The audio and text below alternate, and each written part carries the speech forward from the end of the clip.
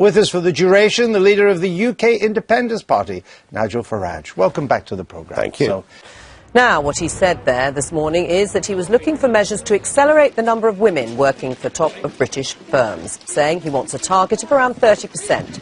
He's also said he won't rule out quotas as a way of getting there, but not just yet. A good idea, Nigel Farage? Well, it's not his idea, of course. The European Parliament have just voted for this in principle, and the European Commission, we're told, will bring legislation forward very shortly. So the 30% quota won't be a British government decision. It'll be something imposed on us from Brussels. Is it a good idea, though? No, I don't believe in quotas, and whilst it may seem unfair that fewer women reach the top of FTSE companies, the fact is that there aren't as many women that actually want to do those very demanding 7-day-a-week jobs. And let's be honest, a lot of women have children, and it is very difficult in that corporate jungle to get to the top if you have to take time off 2 or 3 times during your career. And I suppose if you look at some of the Nordic countries in terms of things like parental leave and flexible working hours and flexible pay, and that would make it easier, though, wouldn't it? Yeah, they have a make different the choice that you said. Yeah, they have a different approach, and of course the state is very happy to cover all of the costs for maternity leave and things like this. But the point is, if you're working, I talked about the corporate jungle. Quite honestly, the people that get to the top utterly dedicate themselves to these jobs, and they do it year after year after year. And if you do take 6 months off, you are disadvantaged. It's just as simple as that. So really, the status quo would change if there weren't these sort of quotas, and you say that would be fine because it's too difficult? Not because it's too difficult, but because I think a lot of women make other life choices. But what about, I mean, let's look at your party, for example. How many female UKIP MEPs are there? Well, we've got 2. And our party director is female. Indeed, on our Assembly list for London for the elections in May, we've got female barristers and shipbrokers, but I don't believe in quotas, and certainly in UKIP, if people get on, they do so on ability. I mean, the Prime Minister's saying it would actually help the economy. There is actually an economic reason to have those quotas. I don't know where he gets that right, from. Yeah. I really don't know where he gets that from. The government figures that basically say He is spouting the EU line, because this is exactly what the recommendation in the European Parliament that we voted for, I didn't vote for it, said. The Bank of England has frozen interest rates. They're still at 0.5%. That's not surprising. It's also extending its programme of what is called technically quantitative easing, basically the electronic creation of new money. It's going to do so by 50 billion. Now, that's a little less than the City thought. It was thinking they may be up to 75 billion. But it began with 75, it got up to 200 billion, it then did another 75 billion. It's now added another 50 billion. That takes total printing of money up to £325 billion. We've never had that before, Joe. The Bank of England's Monetary Policy Committee cut interest rates to 0.5%, if you remember, in March 2009, a record low. Well, since then, they haven't shifted for almost 3 years. At the same time, the bank began its programme of quantitative easing, creating new money to buy financial assets with the hope of boosting economic activity. The first round of QE created £75 billion. That's been increased in several stages to £275 billion in October last year. And now, with a further £50 billion announced today, creating new money and keeping interest rates down would be expected to cause inflation. So at a time when the Consumer Prices Index is well above target at 4.2%, you might wonder why the bank is sticking with the programme. Do you accept, Matthew Hancock, that one of the main consequences of QE is to transfer wealth from savers to borrowers? No, I don't think that's one of the main. It keeps interest rates low. It has an impact on interest rates, but we manage our macro economy by altering interest rates, and of course it has different impacts on different people. Our argument has always been you want fiscal responsibility and monetary activism, where the monetary side keeps the economy going whilst you do the But you're difficult printing stuff money on to finance the debt.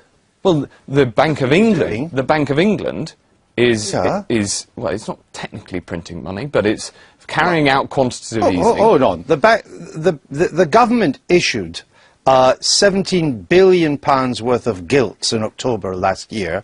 The bank bought £17 billion worth of gilts. In November, the government issued £12 billion worth of gilts. The bank bought £24 billion worth of gilts. In 2012 so far, the government has issued £16 worth of government debt. The bank's bought £24 billion You are monetising the debt. You say the bank is Some good independent. news. Yes. George Osborne cheerleads the bank in doing this. He's invented this phrase, monetary activism. You are monetising the debt. You are borrowing money which is paid for by money printed by the bank. But do you support this further round of quantitative easing? Well, anything that can somehow stimulate the economy we desperately need.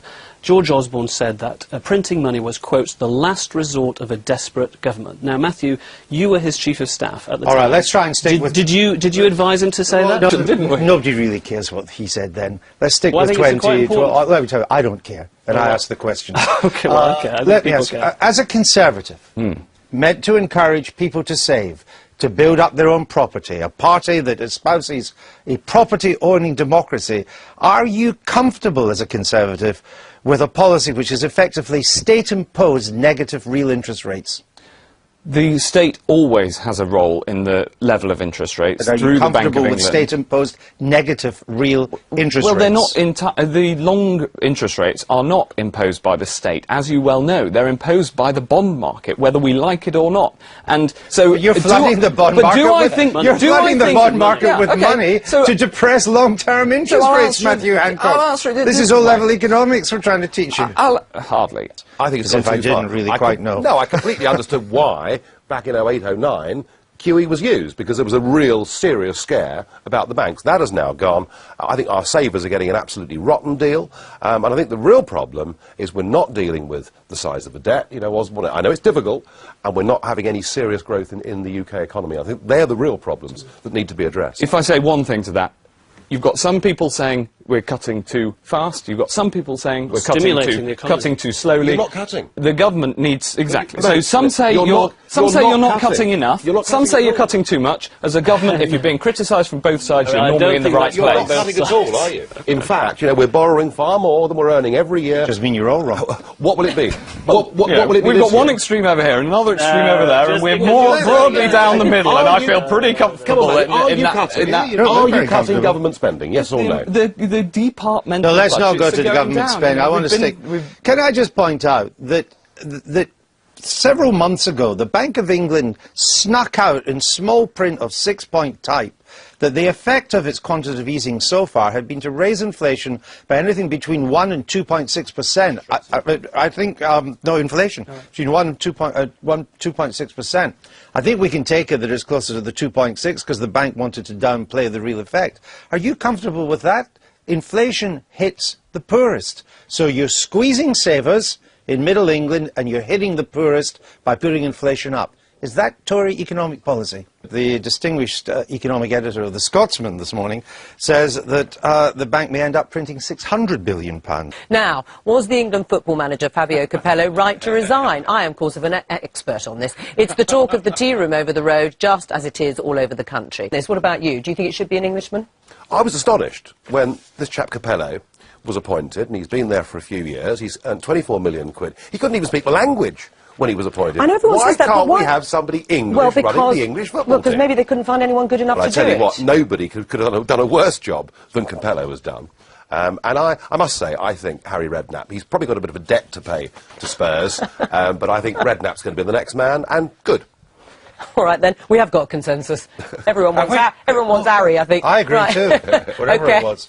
Now, our guest of the day, Nigel Farage, is, of course, the leader of the UK Independence Party. Still, he gave up the job for a bit when he stood against the Speaker, John Bercow, at the last election. So, does the party have strength in depth? It's a reality. UKIP have become an electoral thorn in other parties' sides.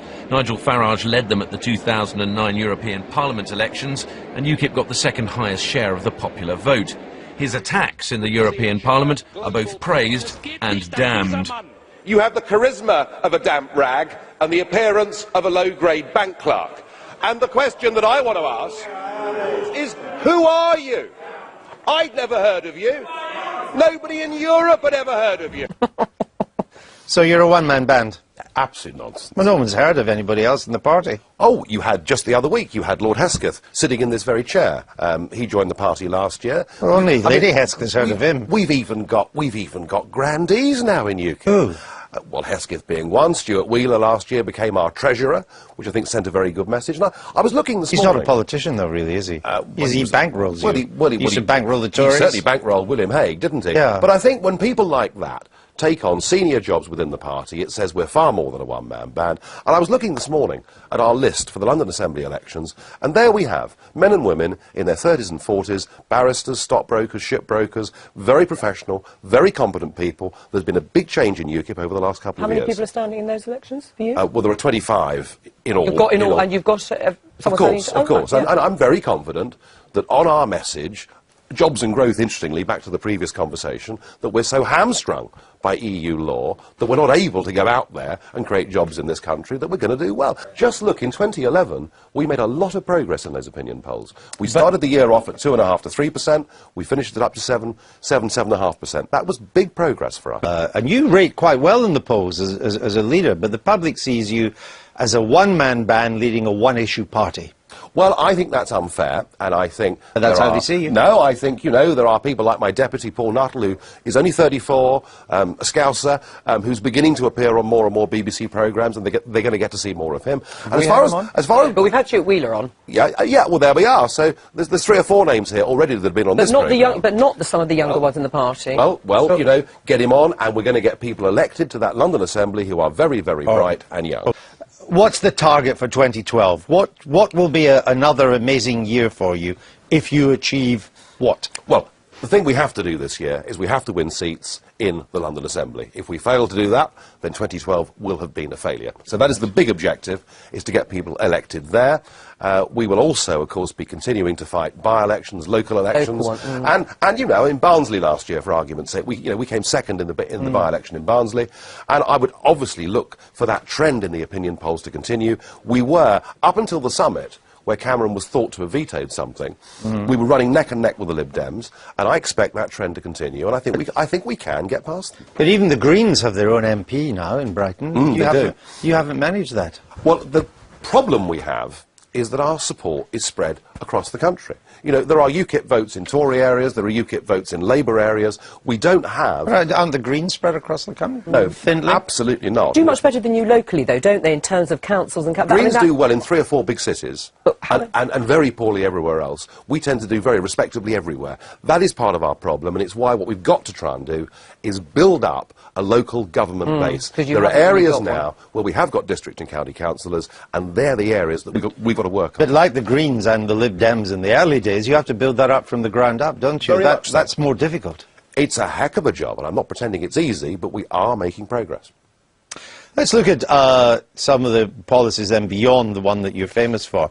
What about an English Parliament? Scots have got a Parliament, the Welsh have got a Parliament, Northern Ireland's got an Assembly. What about an English Parliament? Absolutely, and at our last conference, it was the first time we put this on the table, and we said we now as a party believe in an English Parliament, and actually believe in a federal structure for the United Kingdom. Where would you put the English Parliament? Well, I think the English Parliament should be in the House of Commons. But that's the British Parliament. Well, to be honest with you, I don't see any need for Scottish or Welsh or Northern Irish MPs to come and debate things that are English-only issues.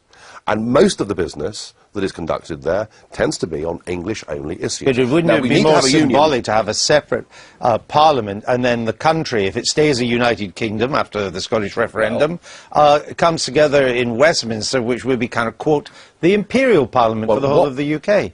The proposal that we're currently debating, it's not yet party policy, is that the House of Commons would be the English Parliament, and the House of Lords, which is in need of reform, would in fact become a union parliament. That's the way we're going with this. Wouldn't it be good for regional policy if you put it in York? Well, look, I don't think there is any appetite for yet more buildings, yet more layers of... I mean, the idea that we have another 500 MPs for England, well, I don't think we need to do that. 500. I mean, the Senate in America is 500. What about high speed 2? Are you in favour of that? Completely opposed to it. It is a ridiculous price. It is completely the wrong route, and it's astonishing that all 3 parties support it. I know this was agreed to in Brussels many, many years ago. Perhaps that's why nobody can contemplate opposing it. But I would have thought we could spend a fraction of the money upgrading the existing lines. And come the Scottish referendum, if the question is roughly along the lines of do you think Scotland should be independent, how will you advise your supporters to vote? Well, there has to be a debate in Scotland. Alex Salmond has got away with murder. Yeah. This idea that Scotland can be independent and yet part of a European Union, let's have that debate. But how are you going to vote? I don't want the United Kingdom to break up, but I do want it to change. Right, but you are the United Kingdom Independent Yes. Party, so you must be in favour of the Union. I'm in favour of the United Kingdom, Okay. but I'm also in favour of devolved powers. And I don't see any inconsistency with that. The genie's out of the bottle, things have changed.